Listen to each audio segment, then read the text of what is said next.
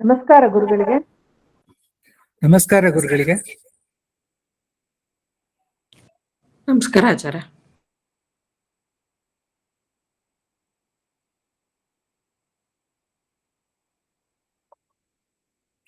ನಮಸ್ಕಾರ ಆಚಾರ್ಯ. ಹರೇ ಶ್ರೀನಿವಾಸ.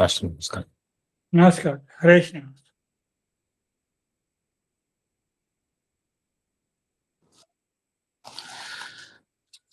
ಸುಮತಿಭಿರನುಮೇಯಂ ಶುಭ್ರಕಾಯಂ ಸಖಾಯಂ ಸುಖಮಜಮನಪಾಜಂ ಮುಕ್ತಿಪಾಜಂ ವಿಮಾಜಂ ನೃಹಜಮಹಮಮೇಯಂ ಧ್ಯೇಜಮಾಮ್ನಾಜಗೇಯಂ ಸದಜಮಸದಜೇಜಂ ಶ್ರೀಸಹಜಂ ಭಜೇಯಂ ಅಂಜನಾಸುನು ಸಾನ್ನಿಧ್ಯಾತ್ ವಿಜಯೇನ ವಿರಾಜಿತಂ ಅಜಿತ ಪ್ರೀತಿಜನಕಂ ಭಜೇಹಂ ವಿಜಯಧ್ವಜಂ ತಪಸ್ವಾಧ್ಯಾಯ ಶುಶ್ರೂಷಾ ಕೃಷ್ಣ ಪೂಜಾರತಂ ಮುನಿಂ ವಿಶ್ವೇಶಮಿಷ್ಟದಂ ವಂದೇ ಪರಿವ್ರಾಟ್ ಚಕ್ರವರ್ತಿನಂ.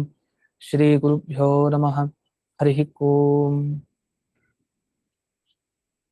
ಜನ್ಮಾದ್ಯಸ್ಯ ಜತೋನ್ವಯಾದಿತರತಶ್ಚಾರ್ಥೇಷ್ವಭಿಘ್ನಸ್ವರಾಟ್ ತೇನೇ ಬ್ರಹ್ಮ ಹೃದಯ ಆದಿಕವಜೆ ಮುಹ್ಯಂತಿ ಜಂ ಸೂರಜಃ ತೇಜೋ ವಾರಿಮೃತಾಂ ಯಥಾ ವಿನಿಮಯೋ ಯತ್ರ ತ್ರಿಸರ್ಗೋ ಮೃಷಾ ಧಾಮ್ನಾ ಸ್ವೇನ ಸದಾ ನಿರಸ್ತಕುಹಕಂ ಸತ್ಯಂ ಪರಂ ಧೀಮಹಿ. ಓಂ ಸ್ವಸ್ತ್ಯಸ್ತು ಸತಾಂ ಅಶೇಷ ಸನ್ಮಂಗಲಾನಿ ಭವಂತು. ಸಮ್ಯಕ್ ಶ್ಲೋಕೈಕ ಶ್ರವಣ ಪಠನ ಮಾತ್ರೇಣ ವಕ್ತುಶ್ಚ ಶ್ರೋತॄಣಾಂ ನಿಖಿಲ ಕಲಿಕೃತಕಲ್ಮಷ ಅಪನೋದನ ಪಟುತರೆ. ಶ್ರೀಮದ್ ಭಾಗವತೆ ಮಹಾಪುರಾಣೆ ತೃತೀಯ ಸ್ಕಂಧೆ ದ್ವಾದಶೇऽಧ್ಯಾಯೇ ಅದ್ಯ ಕಥಾನುವಾದೆ ಸತಿ ಕಿಂಚಿತ್ ಪೂರ್ವಕಥಾನುವಾದಃ.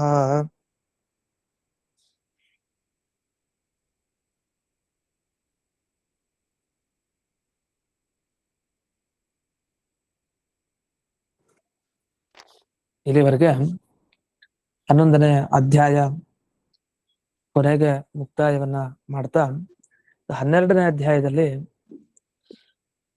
ಬರುವಂತ ಪ್ರಧಾನವಾದ ವಿಷಯ ಏನು, ಯಾವುದ್ರ ಬಗ್ಗೆ ಅಲ್ಲಿ ವಿಶೇಷವಾಗಿ ಹೇಳ್ತಾರೆ ಅಂದಾಗ ಸೂಕ್ಷ್ಮಾತಿ ಸೂಕ್ಷ್ಮ ವಿಚಾರಗಳ ಬಗ್ಗೆ ವರ್ಣನೆ ಮಾಡ್ತಾರೆ. ಹಿಂದಿನ ಅಧ್ಯಾಯದಲ್ಲಿ ಯಾವ ತರ ವಿಷಯದಲ್ಲಿ ಒಂದು ಕಾಠಿಣ್ಯ, ಸುಲಭ ಅಂತಲ್ಲ, ತೀರಾ ಕಷ್ಟ ಅಂತಾನೂ ಅಲ್ಲ, ಆದ್ರೂ ಸ್ವಲ್ಪ ಕಷ್ಟ, ಆ ತರ ವಿಷಯಗಳಿರುತ್ತೋ ಅದೇ ತರ ಈ ವಿಷಯ ಆದ್ರೆ ತುಂಬಾ ಚೆನ್ನಾಗಿರುವಂತಹ ವಿಷಯ. ಇದೇನಾಗುತ್ತೆ, ಭಗವಂತ ನಮಗೆ ಮೋಕ್ಷ ನೀಡ್ಬೇಕು ಅಂದ್ರೆ ನಾವು ಮಾಡ್ಬೇಕಾದ ಕೆಲಸ ಒಂದಿದೆ. ದೇವರ ಬಗ್ಗೆ ಏನಂತ ತಿಳಿಬೇಕು ನಾವು. ಸತ್ಯಂ ಜ್ಞಾನಂ ಅನಂತಂ ಬ್ರಹ್ಮ ಅಂತ ವೇದ ಪರಮಾತ್ಮನ ಪರಿಚಯ ಮಾಡ್ಕೊಡುತ್ತೆ. ಬ್ರಹ್ಮ ಅಂದ್ರೆ ಯಾರು? ಸತ್ಯ, ಜ್ಞಾನ, ಅನಂತ ಅಂತ. ಅಲ್ಲಿ ಅನಂತ ಅನ್ನೋ ಶಬ್ದ ಬರುತ್ತಲ್ಲ, ಅದರ ಜ್ಞಾನ ಬಹಳ ಮುಖ್ಯ. ನೀವು ಮೋಕ್ಷಕ್ಕೆ ಹೋಗ್ಬೇಕು ಅಂದ್ರೆ ಅದನ್ನ ಚೆನ್ನಾಗಿ ತಿಳಿಬೇಕು ಅಂತ. ಏನು? ದೇಶತಃ, ಕಾಲತಃ, ಗುಣತಃ ಅಂತ್ಯ ಇಲ್ದೇ ಇರೋನು ಅನಂತ ಅಂತ ಅನಿಸ್ಕೊಳ್ತಾನೆ. ಅಂದ್ರೆ ಈ ದೇಶದಲ್ಲಿ ಇಲ್ಲ ದೇವರು ಅಂತಿಲ್ಲ. ನಮ್ಮ ಮನೇಲೂ ಇದ್ದಾನೆ, ಇನ್ನೊಬ್ಬರ ಮನೇಲಿ ಇದ್ದಾನೆ, ಬೇರೆ ವಿದೇಶದಲ್ಲೂ ಇದ್ದಾನೆ, ಅಂಧನ್ ತಮಸ್ದಲ್ಲೂ ಇದ್ದಾನೆ, ಮೋಕ್ಷದಲ್ಲೂ ಇದ್ದಾನೆ, ಸ್ವರ್ಗದಲ್ಲೂ ಇದ್ದಾನೆ, ನರಕದಲ್ಲೂ ಇದ್ದಾನೆ, ಎಲ್ಲಾ ಕಡೆ. ಇಂಥ ಪ್ರದೇಶದಲ್ಲಿ ದೇವರು ಇಲ್ಲ ಅಂತ ಹೇಳಲಿಕ್ಕೆ ಸಾಧ್ಯ ಇಲ್ಲ. ದೇಶತಃ ಅಂತ್ಯ ಇಲ್ಲ, ದೇಶತಃ ಅನಂತ ಅವನು ಒಂದು. ಕಾಲತಃನೂ ಅಷ್ಟೆ. ಯಾವ ಕಾಲದಲ್ಲಿ ದೇವರಿಲ್ಲ? ತಾತನ ಕಾಲದಲ್ಲೂ ಇದ್ದಾನೆ, ನಮ್ಮ ಕಾಲದಲ್ಲೂ ಇದ್ದಾನೆ, ಮುಂದಿನ ಕಾಲದಲ್ಲೂ ಇರ್ತಾನೆ, ಹಿಂದಿನ ಕಾಲದಲ್ಲೂ ಇದ್ದ, ಮುಂದೆ ಎಲ್ಲೋ ಯಾವುದೋ ಒಂದು ಕಾಲದಲ್ಲಿ ಅಲ್ಲೂ ಇರ್ತಾನೆ, ಯಾವಾಗಲೂ ಇರ್ತಾನೆ, ಎಲ್ಲಾ ಕಾಲದಲ್ಲೂ ಇರ್ತಾನೆ. ಕಾಲತಃ ಅನಂತ. ಇನ್ನು ಗುಣತಃ ಅನಂತ.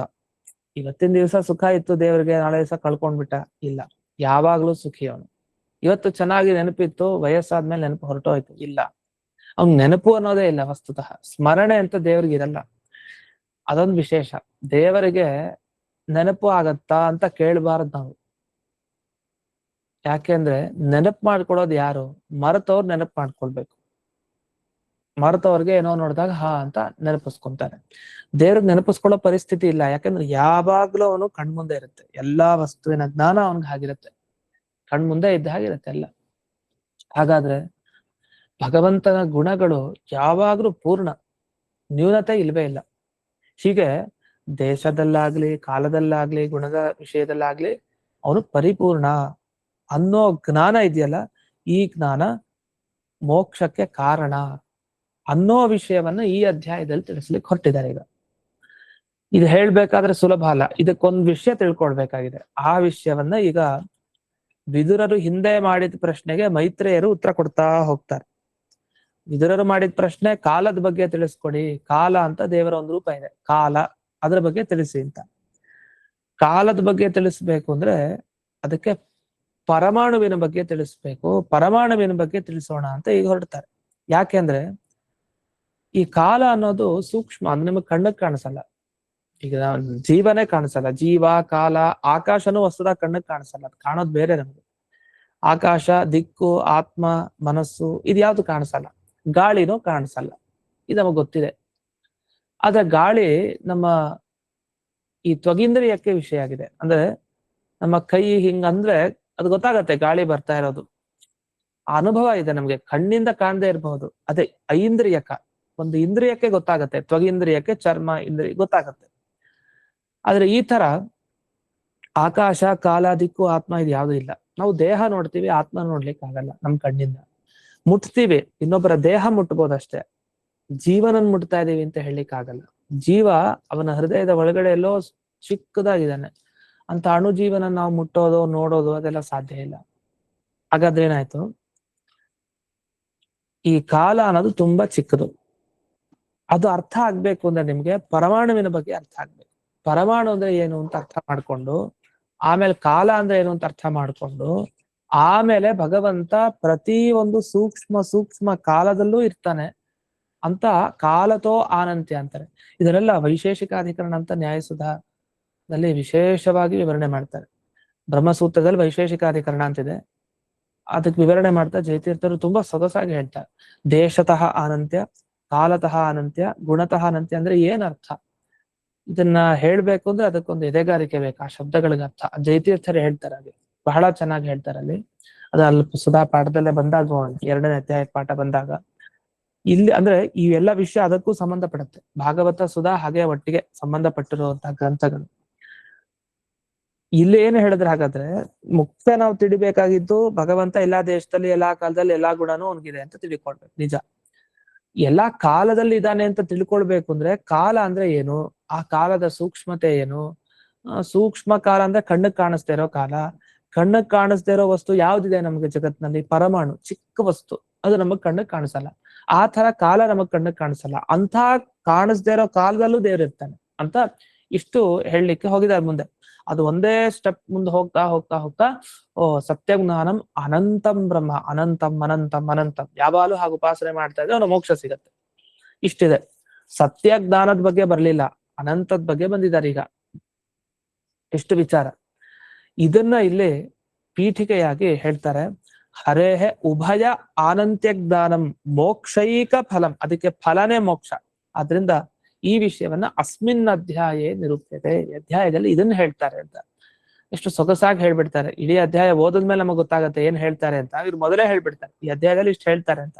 ಅಂದ್ರೆ ಆಗ್ಲೇ ಓದಿ ಓದಿ ಓದಿ ಅದಕ್ಕೆ ಕೊನೆಗೆ ಒಂದು ಪೀಠಿಕೆಯಾಗಿ ಮೊದಲು ಹೇಳಿದ್ದಾರೆ. ಅದಾದ್ಮೇಲೆ ಆ ವಿದುರರು ಕೇಳಿದ ಪ್ರಶ್ನೆ, ಅದಕ್ಕೆ ಉತ್ತರ ಅಂತ ಈಗ ಶುರು ಮಾಡಿದ್ರಲ್ಲ. ಮೈತ್ರೇಯರು ಏನು ಉತ್ತರ ಕೊಟ್ಟರು ವಿದುರರಿಗೆ? ಪರಮಾಣು ದ್ರವ್ಯ ಅಂದ್ರೆ ಏನು? ಈ ಪರಮಾಣು ದ್ರವ್ಯದ ಬಗ್ಗೆ ತುಂಬಾ ಚರ್ಚೆಗಳಿವೆ. ಇದು ವೈಶೇಷಿಕಾಧಿಕರಣ ಅಂತ ಆಗಲೇ ಹೇಳಿದ್ನಲ್ಲ, ಅವರು ಪರಮಾಣುವಿನಿಂದಲೇ ಜಗತ್ತು ಸೃಷ್ಟಿಗೆ ಬಂತು ಅಂತ ಹೇಳ್ತಾರೆ. ಪರಮಾಣುವಿನಿಂದ ಸೃಷ್ಟಿ ಬರೋದು ಜಗತ್ತು ಅಂದ್ರೆ, ಈಗ ಚಿಕ್ಕ ಚಿಕ್ಕದು ಕಾಣುತ್ತಲ್ಲ, ಈ ಆಟಮ್ ಅಂತ ಹೇಳ್ತೀವಲ್ಲ, ಅದೇ ಪರಮಾಣು ಅಂತ. ಅದೆಲ್ಲ ಚಿಕ್ಕ ಚಿಕ್ಕದು ಸೇರ್ಕೊಂಡು ಅದು ಎಷ್ಟು ಸೇರತ್ತೆ ಅಂತ ಒಂದು ಗಣನೆನೂ ಹೇಳ್ತಾರೆ. 2, 3, 4 ದ್ವಿಣುಕ, ತ್ರಿಣುಕ, ಚತುರ್ಣುಕ ಅಂತೆಲ್ಲ ಇದೆ. ಅದ್ರ ಬಗ್ಗೆ ವಿವರಣೆ ಅಲ್ಲೇ ಸುಧಾ ಪಾಠದಲ್ಲೇ ನೋಡೋಣ. ಆ ಪರಮಾಣುಗಳೆಲ್ಲ ಸೇರ್ಕೊಂಡು ಮಡಿಕೆ, ಪುಸ್ತಕ, ಮತ್ತೆ ನಮ್ಮ ದೇಹ, ಇಡೀ ಜಗತ್ತು, ಹೀಗೆ ಅದು ಸೇರ್ಕೊಂಡು ದೊಡ್ಡ ವಸ್ತು ಆಗತ್ತೆ. ಪರಮಾಣ್ವಾರಂಭವಾದ ಅಂತ ಕರೀತಾರೆ ಇದಕ್ಕೆ. ಪರಮಾಣುಗಳು ಸೇರ್ಕೊಂಡು ಜಗತ್ತಿನ ಸೃಷ್ಟಿ ಪ್ರಕ್ರಿಯೆ ಹೇಳೋದು. ಪ್ರತಿ ವಸ್ತುನು ಕೂಡ ಈ ಪರಮಾಣುಗಳ ಮುಖಾಂತರ ಸೃಷ್ಟಿಗೆ ಬರುತ್ತೆ ಅಂತ. ಪರಮಾಣುಗಳು ಸೇರ್ಕೊಂಡ್ರೆ ಅದು ಸೃಷ್ಟಿ ಆಯ್ತು ಅಂತ, ಹೀಗೊಂದು ವಾದ. ಈ ಪರಮಾಣ್ವಾರಂಭವಾದಲ್ಲಿ ಸಮಸ್ಯೆ ಎಲ್ಲ ಆಗತ್ತೆ ಅಂದ್ರೆ, ಪರಮಾಣು ಅಂದ್ರೆ ಏನು ಅಂತ ಹೇಳಲಿಕ್ಕೆ ಆಗಲ್ಲ, ಅಷ್ಟು ಕಷ್ಟ ಆಗ್ಬಿಡತ್ತೆ. ಪರಮಾಣು ಶಬ್ದಕ್ಕೆ ಏನರ್ಥ? ಮಧ್ವಾಚಾರ್ಯರು ಒಬ್ರು ತುಂಬಾ ಚೆನ್ನಾಗಿ ಅರ್ಥ ಹೇಳಿದ್ದಾರೆ. ಅದು ಬಿಟ್ಟು ಬೇರೆ ದಾರ್ಶನಿಕರು ಎಲ್ಲರೂ ಸೋಲ್ತಾರೆ, ವೈಜ್ಞಾನಿಕರು ಸೋಲ್ತಾರೆ. ಪರಮಾಣು ಅನ್ನೋ ಶಬ್ದದ ವಿವರಣೆ ಅವಿಭಾಗ ಪರಾಣುತ ಅಂತ ಅನುವ್ಯಾಖ್ಯಾನದಲ್ಲಿ ಮಧ್ವಾಚಾರ್ಯ ಹೇಳ್ತಾರೆ. ಅವಿಭಾಗ ಪರಾಣುತ ಅಂತ. ಅದಕ್ಕೆ ಜಯತೀರ್ಥರ ವಿವರಣೆ ಇದೆ. ಅದಕ್ಕೆ ವಿಭಾಗ ಇರಲ್ಲ ಅದು ಅಂತ ಒಂದು ವಾಕ್ಯ ಇದೆ ವೈಶೇಷಿಕಾಧಿಕರಣದಲ್ಲಿ. ಅಂತೂ ಈ ಪರಮಾಣುವಿನ ಒಂದು ಪರಿಚಯ ಮಾಡಿಕೊಂಡ ಮೇಲೆ ನಮಗೆ ಕಾಲದ ಸೂಕ್ಷ್ಮತೆ ಅರ್ಥ ಆಗುತ್ತೆ. ಹಾಗಾದ್ರೆ ಪರಮಾಣುವಿನ ಪರಿಚಯ ಮಾಡ್ಕೊಡ್ತಾರೆ ಮೈತ್ರೇಯರು. ಇದು ಭಾಗವತದ ಒಂದು ತಾತ್ಪರ್ಯ, ಇದು ವ್ಯಾಖ್ಯಾನದಲ್ಲಿ ತಾತ್ಪರ್ಯದಲ್ಲಿ ಮತ್ತೆ ವೇದವ್ಯಾಸರ ಸಿದ್ಧಾಂತನೇ, ಅದನ್ನೇ ಮಧ್ವಾಚಾರ್ಯ ಹೇಳಿದ್ದು. ಆದ್ರೆ ಪ್ರಪ್ರಥಮವಾಗಿ ಸರಿಯಾಗಿ ಪ್ರಕಟ ಮಾಡಿದ್ರು. ಹೀಗಿದೆ ಪರಮಾಣು ಸಿದ್ಧಾಂತ, ನೀವು ಪರಮಾಣು ಆರಂಭವಾದ ಒಪ್ಪೋದ್ ತಪ್ಪು, ಪರಮಾಣು ಅನ್ನೋದೇ ನಿಮ್ಗೆ ಅರ್ಥ ಆಗಿಲ್ಲ ಅಂತ ಹೇಳ್ತಾರೆ ಮಧ್ವಾಚಾರ್ಯ. ಅದು ಏನು ಅನ್ನೋ ವಿಷಯ, ಅದರ ಬಗ್ಗೆನೇ ಇಲ್ಲೂ ಅದೇ ತರಹದ ವಿಷಯಗಳೇ ಬರುತ್ತೆ. ಇಲ್ಲಿ ತಿಳ್ಕೊಂಡ್ರೆ ನಮ್ಗಲ್ಲೂ ಅನುಕೂಲ ಆಗುತ್ತೆ. ಆ ಪಾಠದಲ್ಲಿ ಮೈತ್ರೇಯ ಉವಾಚ ಅಂತ ಮೊದಲು ಪ್ರಾರಂಭ. ಮೊದಲನೇ ಶ್ಲೋಕ. ತರಮಸ್ತು ವಿಶೇಷಾಣ ಅನೇಕಾಂಶ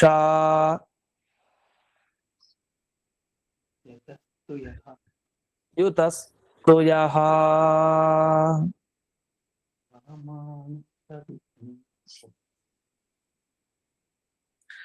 ಪರಮಾಣುಃ ಸವಿಜ್ಞೇಯಃ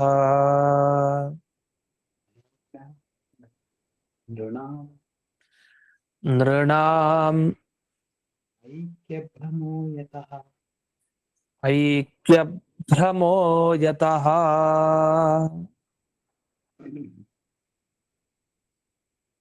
ಇಲ್ಲಿ ಅನೇಕಾಂಶ ಅಯುತಃ ಅಂತ ಮಾಡ್ಕೊಡ್ಬಾರ್ದು, ಅದನ್ನ ಅನೇಕಾಂಶಾಯುತಃ ಅಂತ ಚೆನ್ನಾಗಿ ಕೂಡ್ಕೊಂಡಿದೆ ಅಂತ ಅರ್ಥದಲ್ಲಿ ಇದೆ ಇದು. ಇಲ್ಲಿ ನೋಡಿ ಪರಮಾಣು ಅಂದ್ರೆ ಏನು ಅಂತ ಇಲ್ಲಿ ಬಿಡಿಸಿದ್ದಾರೆ. ಮೈತ್ರೇಯರು ಹೇಳಿದ್ದು ಪರಮಾಣು ಅಂದ್ರೆ ಇದು ಅಂತ ಜ್ಞಾನಿಗಳವರು ಹೇಳ್ತಾ ಇದ್ದಾರೆ.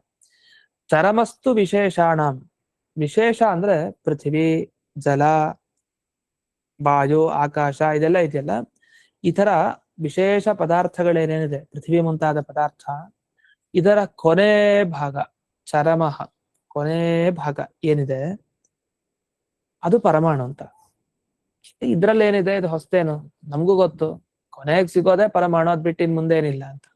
ಪರಮಾಣು ಅಂದ್ರೆ ಏನಂದ್ರೆ ಯಸ್ಮಾತ್ ಅಣು ಪರಿಮಾಣಂ ನಾಸ್ತಿ, ಅದಕ್ಕಿಂತ ಮುಂದೆ ಚಿಕ್ಕದಾದ ವಸ್ತು ನಿಮಗ್ ಸಿಗ್ಬಾರ್ದು. ಯಾವುದಕ್ಕಿಂತ ಮುಂದೆ ಅಣು ಚಿಕ್ಕದು ಸಿಗೋಲ್ವೋ ಅದು ಪರಮ ಅಣು ಅಂತ ಅನಿಸ್ಕೊಡುತ್ತೆ. ಇವನು ಪರಮ ಪೆದ್ದ ಅಂದ್ರೆ ಏನರ್ಥ, ಇವನಿಗಿಂತ ಮತ್ತೊಬ್ಬ ಪೆದ್ದ ನಿಮಗ್ ಸಿಗಲ್ಲ, ಅಷ್ಟು ಪೆದ್ದ ಅವನು. ಇವನ್ ಪರಮ ಬುದ್ಧಿವಂತ, ಇವನ್ ತರ ಬುದ್ಧಿವಂತ ಸಿಗಲ್ಲ ಇನ್ನೊಬ್ಬ. ಅಂದ್ರೆ ಪರಮ ಅಂತ ಪರಮ ಪುರುಷ, ಪರಮ ಉತ್ತಮ, ಶ್ರೇಷ್ಠ, ಪರಾಯಣ ಅಂತ ಈಗ ತಾನೆ ಹಿಂದಿನ ಪಾಠದಲ್ಲಿ ಬಂತು, ಪರಾಯಣ. ಈ ಪರ ಅನ್ನೋ ಶಬ್ದವನ್ನ ಬಳಸ್ತೀವಲ್ಲ, ಬಳಸ್ದಾಗ್ಲೆಲ್ಲ ಅದಕ್ಕಿಂತ ಇನ್ನೊಂದು ವಸ್ತು ಇಲ್ಲ ಅನ್ನೋ ಅರ್ಥ ಕೊಡುತ್ತೆ ಯಾವಾಗ್ಲೂ. ಅದಕ್ಕೆ ಬ್ರಹ್ಮಸೂತ್ರ ಪರಮ ಪ್ರಮಾಣ ಅಂತ. ಇವ್ರು ಹೇಳ್ಬಿಟ್ರೆ ಇದು ಪರಮ ಪ್ರಮಾಣ ಅಂದ್ರೆ ಇನ್ನೊಬ್ರ ಅವಶ್ಯಕತೆ ಇಲ್ಲ, ಇವ್ರು ಹೇಳಿದ್ರಲ್ಲ ಮುಗೀತು ಅಂತ. ಅದಕ್ಕೆ ಪರಮ ಪ್ರಮಾಣ ಅಂತ ಹೇಳ್ತಾರೆ. ಬ್ರಹ್ಮಸೂತ್ರ ಪರಮ ಪ್ರಮಾಣ ಅಂದ್ರೆ ಅದಕ್ಕಿಂತ ಇನ್ನೊಂದು ಪ್ರಮಾಣ ಬೇಕಾಗಿಲ್ಲ.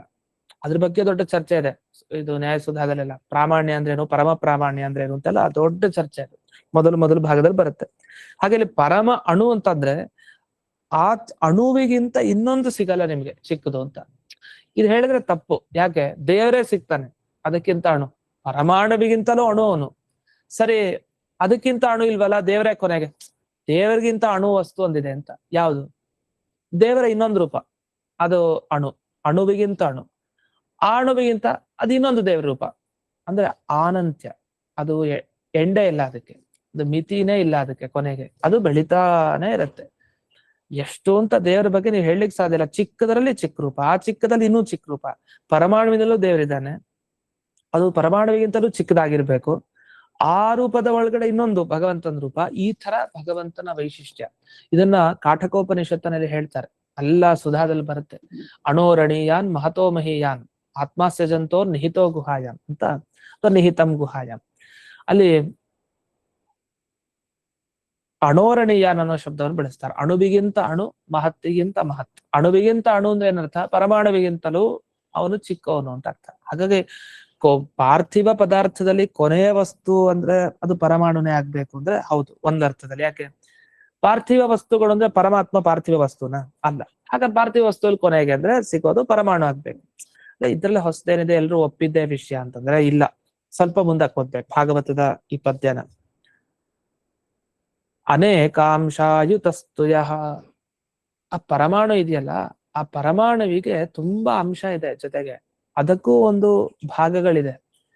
ಬೇರೆಯವರು ಇದನ್ನ ಒಪ್ಪಿಲ್ಲ. ಈ ಅನೇಕಾಂಶಾಯುತಸ್ತುಯ ಅನ್ನೋ ಅಂಶ ಇದೆಯಲ್ಲ, ಇದನ್ನ ಯಾವ ಬೇರೆ ದಾರ್ಶನಿಕರು ಒಪ್ಪಿಲ್ಲ. ಪರಮಾಣುವಿಗೂ ಒಂದು ಭಾಗ ಇದೆ, ಅದಕ್ಕಿಂತಲೂ ಚಿಕ್ಕದು ಒಂದು ಭಾಗಗಳಿದೆ ಅಂತ ಯಾರು ಒಪ್ಪಿಲ್ಲ. ಪರಮಾಣುವಿಗೂ ಒಂದು ಭಾಗ ಇದೆ, ಆ ಭಾಗನ ಒಪ್ಪಿಲ್ಲ, ಯಾರು ಒಪ್ಪಿಲ್ಲ. ಅದು ಒಂದು ಭಾಗ ಅಲ್ಲ, ಅನೇಕ ಅಂಶ ಅಂತ. ಒಂದು ಅಂಶ ಅಲ್ಲ, ಅನೇಕ ಅಂಶ ಆ ಪರಮಾಣು ಜೊತೆಗಿದೆ ಅಂತ ಒಪ್ಪಿದ್ದಾರೆ. ಆದ್ರೆ ಇದನ್ನ ಯಾರು ಒಪ್ಪಲ್ಲ. ಪರಮಾಣು ಅಂತ ಕರೆದಿದ್ದೇ ನಾವು ಕೊನೆಗೆ ಸಿಗೋದು ಅದಕ್ಕಿಂತ ಮುಂದೆ ಸಿಗದೆ ಇರೋದು ಅಂತ. ನೀವು ನೋಡಿದ್ರೆ ಆ ಪರಮಾಣುವಿಗೆ ಅನೇಕ ಭಾಗಗಳಿದೆ, ಅದ್ರ ಜೊತೆಗೆ ಚಿಕ್ಕ ಚಿಕ್ಕ ಭಾಗ ಅಂತ ಹೇಳ್ತೀರಿ. ಇದು ಹೇಗೆ? ಇದನ್ನೇ ಒಪ್ಪಿದ್ದಾರೆ. ಅದಕ್ಕೆ ಪರಮಾಣುವಿನ ಪರಿಚಯ ನಮ್ಗೆ ಆಗಿಲ್ಲ. ಅದನ್ನ ಭೂತ ಸೂಕ್ಷ್ಮ ಅಂತ ಕರೀತಾರೆ ನಮ್ಮ ಸಿದ್ಧಾಂತದಲ್ಲಿ. ಪರಮಾಣುವಿಗಿಂತಲೂ ಚಿಕ್ಕ ವಸ್ತು ಭೂತ ಸೂಕ್ಷ್ಮ ಅಂತ ಒಂದಿದೆ. ಅದನ್ನ ಮಧ್ವಾಚಾರ್ಯರು ಪ್ರತಿಪಾದನೆ ಮಾಡಿದ್ದಾರೆ, ಭೂತ ಸೂಕ್ಷ್ಮ. ಇದನ್ನ ಯಾರು ಒಪ್ಪಿಲ್ಲ. ಪರಮಾಣುವಿಂತಲೂ, ಅದು ಪರಮಾಣುವಿನೂ ಸಾವಯವ ಅಂತ, ಅದಕ್ಕೂ ಒಂದು ಅವಯವ ಇದೆ. ಈಗ ನಮಗೆಲ್ಲ ಅವಯವ ಇದೆ, ಕೈ ಕಾಲೆಲ್ಲ ಇದೆ. ಕೈ ಕಾಲೆಲ್ಲ ತುಂಡಾಗತ್ತೆ, ಒಂದ್ ದಿವ್ಸ ಎಲ್ಲ ಬೀಳತ್ತೆ ಅನ್ಕೊಂಡು. ಅದು ಬಿದ್ದಾಗ ಅದಕ್ಕೂ ಒಂದು ತುಂಡಿದೆ, ಅವಯವ, ಅದರ ಭಾಗ. ಹೀಗೆ ಒಂದು ವಸ್ತು ನೀವು ಎಷ್ಟು ಹೀಗೆ ಒಂದು ಹಣ್ಣನ್ನು ಹೆಚ್ಚುತ್ತಾ ಹೋಗ್ತೀರಿ. ಒಂದು ಹಣ್ಣು ದೊಡ್ಡದಾಗಿತ್ತು, 2 ಭಾಗ ಮಾಡಿದ್ರಿ, ಅದನ್ನ 10 ಭಾಗ ಮಾಡಿದ್ರಿ, 100 ಭಾಗ ಮಾಡಿದ್ರಿ. ಹೀಗ್ ಮಾಡ್ತಾ ಇರಿ. ಕೊನೆಗೆ ನಿಮಗ್ ಕಾಣಿಸ್ತಾ ಇರೋ ಒಂದ್ ಭಾಗ ಸಿಗತ್ತೆ. ಅದರಲ್ಲೂ ಭಾಗ ಇದೆ, ಅದರಲ್ಲೂ ಭಾಗ ಇದೆ. ನಮಗ್ ಕಾಣಿಸಲ್ಲ ಅಷ್ಟೇ. ನಮಗ್ ಕಾಣಿಸ್ಲಿಲ್ಲ ಅಂದ ಕೂಡಲೇ ಅದಿಲ್ಲ ಅಂತ ಹೇಳೋ ಹಾಗಿಲ್ಲ. ನಮಗ್ ಕಾಣಿಸ್ದೇ ಇರೋದು ಬೇಕಾದಷ್ಟಿದೆ ಜಗತ್ತಲ್ಲಿ. ಎಲ್ಲ ಇದಕ್ಕೆ ಆಧಾರ ಯಾವುದು? ವಸ್ತು ಇದೆ ಇಲ್ಲ ಅನ್ಲಿಕ್ಕೆ ಒಂದು ಯೋಗಿ ಪ್ರತ್ಯಕ್ಷ. ಜ್ಞಾನಿಗಳಿಗೆ ಅದು ಕಂಡಿದೆ. ಆ ಪರಮಾಣುವಿನಲ್ಲೂ ಅದ್ ಏನಿದೆ ಅಂತ ಅವ್ರಿಗೆ ಗೊತ್ತು, ಅವ್ರ ಕಣ್ಣಿಂದ ನೋಡ್ತಾರೆ. ಬೇಡ ಯೋಗಿಗಳು ನಂಬೇಡಿ, ಶಾಸ್ತ್ರ ನಂಬಿದ್ರೆ ಶಾಸ್ತ್ರ ನಿರೂಪಣೆ ಮಾಡ್ತಾ ಇದೆ. ಅನೇಕಾಂಶಾಯುತಸ್ತುಯ ಅಂತ ಭಾಗವತನ ಸ್ಫುಟವಾಗಿ ಹೇಳ್ತಾರೆ, ಮೈತ್ರೇಯರು ಹೇಳುವಂತ ಮಾತು. ಸರಿ, ಪರಮಾಣು ಸ ವಿಜ್ಞೇಯ, ಇದನ್ನ ಪರಮಾಣು ಅಂತ ತಿಳಿಬೇಕು ಅಂತ ಮೇಲ್ನೋಟದ ಅರ್ಥ ಇವೆಲ್ಲ. ಇದು ವ್ಯಾಖ್ಯಾನಕಾರ ತುಂಬಾ ಬರೀತಾರೆ ಈ ವಿಷಯದಲ್ಲಿ. ನೃಣಾಂ ಐಕ್ಯ ಭ್ರಮೋಯತಃ, ಕೆಲವ್ರಿಗೆ ಮನುಷ್ಯರಿಗೆ ಐಕ್ಯ ಭ್ರಮೆ ಇದೆ ಅಂತ. ಅಂದ್ರೆ ಪರಮಾಣು ಕೊನೆಗೆ ಒಂದೇ ಇದೆ, ಆ ಒಂದ್ರ ಜೊತೆಗೆ ಇನ್ನೂ ಬೇಕಾದಷ್ಟು ಅಂಶ ಸೇರ್ಕೊಂಡಿಲ್ಲ ಅಂತ ಭ್ರಮೆಯಲ್ಲಿದ್ದಾರೆ ಅಂತ ಹೇಳ್ತಾರೆ. ಯಾರು ಮನುಷ್ಯರ ಭ್ರಮೆಯಲ್ಲಿರೋದು? ಕಣಾದರು, ಋಷಿಗಳ ಭ್ರಮೆ ಹೇಳ್ತಾರೆ. ವೈಶೇಷಿಕರು ಅಂತ ಹೇಳಿದ್ನಲ್ಲ, ವೈಶೇಷಿಕರು ಅಂತ ಒಂದು ಅವ್ರ ಪಂಗಡ. ಹೇಗೆ ನಮ್ಮ ವೇದಾಂತ ದರ್ಶನ ಅಂತ, ವೇದಾಂತಿಗಳು ಅಂತ ಕರೀತಾರೆ. ವೇದಾಂತ ದರ್ಶನ ಓದ್ದವ್ರಿಗೆ, ಅದರ ಸ್ಥಾಪನೆ ಮಾಡಿದವ್ರಿಗೆ. ಹಾಗೆ ವೈಯಾಕರಣರು ಅಂದ್ರೆ ವ್ಯಾಕರಣ ಸಂಸ್ಥಾಪಕರು, ವ್ಯಾಕರಣ ಅಧ್ಯಯನ ಮಾಡೋರು ವೈಯಾಕರಣರು. ಹಾಗೆ ವೈಶೇಷಿಕರು ಅಂತ ಅಂದ್ರೆ ವಿಶೇಷ ಅಂತ ಒಂದು ವಸ್ತು ಇದೆ, ಪದಾರ್ಥ, ಅವರ ಸಿದ್ಧಾಂತದಲ್ಲಿ. ಅದನ್ನು ಒಪ್ಪೋದ್ರಿಂದ ವೈಶೇಷಿಕರು ಅಂತ ಅವರನ್ನ ಕರೀತಾರೆ. ಅಂತ ವೈಶೇಷಿಕರ ಮುಖ್ಯ, ಅವರಲ್ಲೂ ಬ್ರಹ್ಮಸೂತ್ರಗಳ ತರ ವೈಶೇಷಿಕ ಸೂತ್ರ ಇದೆ, ಮತ್ತೆ ನ್ಯಾಯ ಸೂತ್ರ ಇದೆ. ಗೌತಮ ಋಷಿಗಳು ಬರೆದಿರೋ ನ್ಯಾಯ ಸೂತ್ರ ಇದೆ. ಆ ವೈಶೇಷಿಕ ಸೂತ್ರಗಳಲ್ಲಿ ಇದೆ ಪರಮಾಣುವಿನ ಬಗ್ಗೆ. ಆ ವೈಶೇಷಿಕ ಸೂತ್ರ ಬರೆದ ಆ ಯಾವ ಋಷಿಗಳಿದಾರಲ್ಲ, ಅಕ್ಷಪಾದ ಅಂದ್ರೆ ಗೌತಮ ಋಷಿಗಳು, ಕಣಾದ ಋಷಿಗಳು ಇವರು, ವೈಶೇಷಿಕ ಸೂತ್ರಗಳನ್ನು ರಚನೆ ಮಾಡಿದವರು. ಆ ಕಣಾದ ಋಷಿಗಳಿಗೆ ಭ್ರಮೆ ಇದೆ ಅಂತ ಹೇಳಿದ್ದಾರೆ. ಇದು ಹೇಗಾಯ್ತು ಅಂದ್ರೆ, ಸಾಂಖ್ಯಶಾಸ್ತ್ರ ಬರೆದ ಕಪಿಲರಿದ್ದಾರೆ. ಈಗಲೂ ಕಪಿಲ ಸಾಂಖ್ಯಶಾಸ್ತ್ರ ಸಿಗತ್ತೆ, ಅದನ್ನು ಓದ್ತಾರೆ. ಆದ್ರೆ ಆ ಸಾಂಖ್ಯಶಾಸ್ತ್ರ ನಿಜವಾಗಿ ಈ ಕಪಿಲ ಪರಮಾತ್ಮ ಹೇಳಿದ್ದಲ್ಲ, ಅದು ದುಷ್ಟ ಕಪಿಲ ಹೇಳಿದ್ದು. ಕಪಿಲ ಪರಮಾತ್ಮ ಹೇಳಿದ್ ನಮಗೆ ಇದೇ ಸ್ಕಂದದಲ್ಲಿ ನಮಗ್ ಸಿಗ್ತಾ ಹೋಗುತ್ತೆ ವಿಷಯಗಳು. ಅದು ನಿಜವಾಗಿ ಸಾಂಖ್ಯಶಾಸ್ತ್ರ. ಹೊರಗೆ ಸಿಗೋ ಸಾಂಖ್ಯಶಾಸ್ತ್ರ ಅದಲ್ಲ. ಈ ಪತಂಜಲಿ ಮುನಿ ಯೋಗಶಾಸ್ತ್ರ ಹೇಳಿದ್ದಾನೆ, ಯೋಗದ ಉಪದೇಶ ಕೊಟ್ಟಿದ್ದಾನೆ. ವಸ್ತುತಃ ಪತಂಜಲಿ ಋಷಿ ಹೇಳಿದ್ ಯೋಗಶಾಸ್ತ್ರ ಅಲ್ಲ, ದತ್ತಾತ್ರೇಯ ರೂಪಿ ಪರಮಾತ್ಮ ಹೇಳಿದ್ದು ಯೋಗಶಾಸ್ತ್ರ. ಅದು ಪುರಾಣಗಳಲ್ಲಿ ಸಿಗತ್ತೆ. ಹಾಗಾದ್ರೆ ನಾವು ನಮಗ್ ಸಿಕ್ಕಿರೋ ಶಾಸ್ತ್ರಗಳು ಇದೆಲ್ಲ ಭ್ರಮೆಯಿಂದ ಮಾಡಿದ ಶಾಸ್ತ್ರಗಳು. ನೃಣಾಂ ಐಕ್ಯ ಭ್ರಮ, ಪರಮಾಣುವಿನ ಬಗ್ಗೆನೂ ಒಂದೇ ಅನ್ನೋ ಭ್ರಮೆಯಿಂದ ರಚನೆ ಮಾಡಿದ ಶಾಸ್ತ್ರ ಇದೆ. ಅದು ವೈಶೇಷಿಕ ಶಾಸ್ತ್ರ. ಆ ವಿಶೇಷ ಅಂತ ಒಂದು ಹೇಳಿದ್ನಲ್ಲ, ನಮ್ಮ ಸಿದ್ಧಾಂತದಲ್ಲೂ ವಿಶೇಷ ಅಂತಂದಿದೆ. ದ್ವೈತ ಸಿದ್ಧಾಂತದಲ್ಲಿ ಆ ವಿಶೇಷ ಅಂತಾನೆ ಅದಕ್ಕೆ ಹೆಸರು. ನಾವೀಗ ಹೇಳೋ ವಿಶೇಷ ಬೇರೆ. ಈಗ ಏನಪ್ಪಾ ಭಾರಿ ವಿಶೇಷ ಏನಾಯ್ತು ಅಂತ ಏನೋ ಕೇಳ್ತಾ, ಆ ವಿಶೇಷ ಬೇರೆ, ಅದ್ರ ಬಗ್ಗೆ ಹೇಳ್ತಾ ಇಲ್ಲ. ಅಥವಾ ಇವ್ನು ವಿಶೇಷವಾಗಿ ಅಧ್ಯಯನ ಮಾಡ್ತಾರೆ, ಇವ್ರು ವಿಶೇಷವಾಗಿ ನೋಡ್ಲಿಕ್ಕೆ ಚೆನ್ನಾಗಿದ್ದಾರೆ, ಇವ್ರು ವಿಶೇಷವಾಗಿ ತಿಂತಾರೆ, ಆ ವಿಶೇಷ ಎಲ್ಲ ಬೇರೆ. ಆ ವಿಶೇಷದ ಬಗ್ಗೆ ಇವರಿಬ್ರು ಮಾತಾಡ್ಲಿಲ್ಲ. ವೈಶೇಷಿಕ ದರ್ಶನ ಅವರು ಮಾತಾಡ್ಲಿಲ್ಲ, ಮಧ್ವ ಸಿದ್ಧಾಂತದಲ್ಲೂ ಆ ವಿಶೇಷದ ಬಗ್ಗೆ ಮಾತಾಡಿಲ್ಲ. ನಮ್ಮ ಸಿದ್ಧಾಂತದಲ್ಲಿ ವಿಶೇಷ ಅಂದ್ರೆ ಬೇರೆ, ನಾವು ಆ ರೀತಿಯಲ್ಲಿ ವೈಶೇಷಿಕರು, ಅದು ಬೇರೆ. ಆದ್ರೆ ವೈಶೇಷಿಕ ಸಿದ್ಧಾಂತದಲ್ಲಿ ವಿಶೇಷ ಅಂತ ಒಂದು ವಸ್ತು ಒಪ್ಪಿದೆ. ಅದೇನಂದ್ರೆ, ಈಗ ದ್ರವ್ಯ ಗುಣ ಕ್ರಿಯಾ ಅಂತೆಲ್ಲ ಇರುತ್ತೆ, ಆ ತರ ಅದೊಂದು ವಸ್ತು. ಅದೇನು ಏನಕ್ಕೆ ಒಪ್ತಾರೆ ಅದನ್ನ ಅಂದ್ರೆ, ಈಗ ಪರಮಾಣುಗಳಿದೆ, ಅದು ಚಿಕ್ಕದು, ನಮಗ್ ಕಾಣಲ್ಲ. ಎಷ್ಟು ಪರಮಾಣು ಇದೆ ಜಗತ್ನಲ್ಲಿ? ಅದ್ರಲ್ಲಿ ಅನಂತ ಪರಮಾಣು ಇದೆ, ಒಂದಲ್ಲ ಎರಡಲ್ಲ, ಅನಂತ ಪರಮಾಣು ಇದೆ. ಚಿಕ್ಕ ವಸ್ತುಗಳು ಕಣ್ಣು ಕಾಣಿಸ್ತಿರೋದು ಒಂದ ಎರಡ, ಅನಂತ ಇದೆ, ಲೆಕ್ಕ ಇಲ್ಲ. ಈಗ ನಮ್ ಪ್ರಶ್ನೆ ಇಷ್ಟೇ, ಈ ಅನಂತ ಪರಮಾಣುಗಳು ಪರಸ್ಪರ ಅದು ಬೇರೆನಾ ಒಂದೇನಾ ಅಂತ ಪ್ರಶ್ನೆ ಕೇಳ್ತಾರೆ. ಒಂದು ಚಿಕ್ಕದು ಪಾರ್ಥಿವ ಪರಮಾಣು, ಒಂದು ದೇಹ ತಗೊಳ್ಳೋಣ. ದೇಹ ಸುಟ್ಟಾಯ್ತು, ದೇಹ ಸುಟ್ಟಾದ್ಮೇಲೆ ಆ ದೇಹದ ಅವಶೇಷ ಉಳಿತು, ದೇಹ ಭಾಗ ಎಲ್ಲ ಉಳಿತು, ಕೊನೆಗೆ ಒಂದ್ 2-3 ಪರಮಾಣು ಉಳಿತು ಅಂತ ಇಟ್ಕೊಳ್ಳಿ, ಸುಮ್ನೆ ಉದಾಹರಣೆಗೆ. ದೇಹದ ಕೊನೆಯ ಭಾಗ 2-3 ಪರಮಾಣು ಉಳಿತು. ಆ 2-3 ಪರಮಾಣುಗಳು 2, 3, 4 ಅಂತ ಹೇಳ್ಬೇಕಲ್ಲ ಬಾಯಿಂದ. 2, 3, 4 ಅಂತ ಯಾವಾಗ ಹೇಳ್ತೀವಿ? ಭೇದ ಇದ್ರೆ ಮಾತ್ರ ಹೇಳ್ತೀವಿ. ಈಗ ಜೀವರು 5-10 ಜನ ಇದ್ದಾರೆ ನಮ್ ಕಣ್ಮುಂದೆ, ಯಾಕೆ? ಇವನ್ ಬೇರೆ, ಇವನ್ ಬೇರೆ, ಇವನ್ ಬೇರೆ, ಇವನ್ ಬೇರೆ, ಭೇದ ಕಾಣುತ್ತೆ. ಇದು ಕಣ್ಣಾರೆ ಕಾಣ್ತಾ ಇದೀವಿ, ನಮ್ಗೆ ಕಣ್ಣು ಕಾಣಿಸೋ ವಸ್ತುನಲ್ಲಿ ಸಮಸ್ಯೆ ಇಲ್ಲ. ಇವನ್ ರಾಮ, ಇವನ್ ಕೃಷ್ಣ, ವೇದವ್ಯಾಸ, ಇವನ್ ಹೀಗೆಲ್ಲ ಬೇರೆ ಹೇಳ್ಬಿಡ್ತೀವಿ. ಆದ್ರೆ ನಮಗ್ ಕಾಣಿಸ್ದೇ ಇರೋ ವಸ್ತು ಇದ್ದಾಗ ಆ ವಸ್ತುಗಳು ಬೇರೆ ಬೇರೆ ಅಂತ ಹೇಳೋದು ಬಹಳ ಕಷ್ಟ. ನಮಗ್ ಕಣ್ಣಿಗೆ ಕಾಣಿಸಲ್ಲ ಅದು, ಅದ್ರಲ್ಲಿ ಬೇರೆ ಈ ಪರಮಾಣು ಬೇರೆ, ಆ ಪರಮಾಣು ಬೇರೆ, ಈ ಪರಮಾಣು ಬೇರೆ, ಹೆಂಗ್ ಹೇಳಿಕ್ ಸಾಧ್ಯ? ಹಾಗಾದ್ರೆ ಪರಮಾಣುಗಳಲ್ಲಿ ಭೇದ ಇದೆ ಅಂತ ಹೇಗ್ ನಿಮಗ್ ಗೊತ್ತಾಯ್ತು? ಅದನ್ನ ಹೇಗ್ ಸಾಧನೆ ಮಾಡ್ತೀರಿ ಅಂತ ಅಂದಾಗ ಆ ವೈಶೇಷಿಕ ದರ್ಶನದವ್ರು, ಇಲ್ಲ ಪರಮಾಣು ಇದೊಂದು ವಿಶೇಷ ಅಂತ ಒಂದು ವಸ್ತು ಇದೆ, ಅದು ಏನ್ ಮಾಡ್ಕೊಡುತ್ತೆ ಅಂದ್ರೆ ಈ ಪರಮಾಣು ಬೇರೆ, ಆ ಪರಮಾಣು ಬೇರೆ ಅಂತ ತಿಳಿಸ್ಕೊಡುತ್ತೆ ಅಂತ ಒಂದು ಪ್ರಕ್ರಿಯೆ ಅವ್ರದ್ದು. ಆದ್ರಿಂದ ಅವ್ರಿಗೆ ವೈಶೇಷಿಕ ಅಂತ ಹೆಸರು ಬಂದಿದೆ. ಅವರ ಮೂಲ ಕರ್ತ ಯಾರಿದ್ದಾರೆ, ಸೂತ್ರ ಮಾಡಿದವರು, ಅವ್ರಿಗೆ ಭ್ರಮೆ ಇದೆ ಅಂತ ಇಲ್ಲಿ ಹೇಳ್ತಾ ಇದ್ದಾರೆ. ಅದೇ ಅಭಿಪ್ರಾಯ. ನೃಣಾಂ ಐಕ್ಯ ಭ್ರಮೋ ಯತಃ. ಹಾಗಾದ್ರೆ ಅವ್ರು ಏನ್ ಪರಮಾಣು ಅಂತ ತಿಳ್ಕೊಂಡಿದ್ದಾರೆ, ವಸ್ತುತಃ ಅದು ಪರಮಾಣು ಅಲ್ಲ, ಅದೇ ಅಂತಿಮ ಅಲ್ಲ, ಅದು ಒಂದಲ್ಲ, ಅದಕ್ಕೆ ಅನೇಕ ವಿಭಾಗಗಳಿವೆ. ಅದರಿಂದ ಅವ್ರು ಹೇಳೋದು ಹೀಗೆ, ಏನಂದ್ರೆ ಜಾಲಸೂರ್ಯ ಮರೀಚಿಸ್ಥಂ ಯತ್ ಸೂಕ್ಷ್ಮತಮಂ ದೃಶ್ಯತೆ ರಜಃ ತತ್ರ ಷಷ್ಠಸ್ತು ಯೋ ಭಾಗಃ ಪರಮಾಣುಸ್ಸ ಉಚ್ಯತೆ ಅಂತ ಒಂದು ಶ್ಲೋಕ.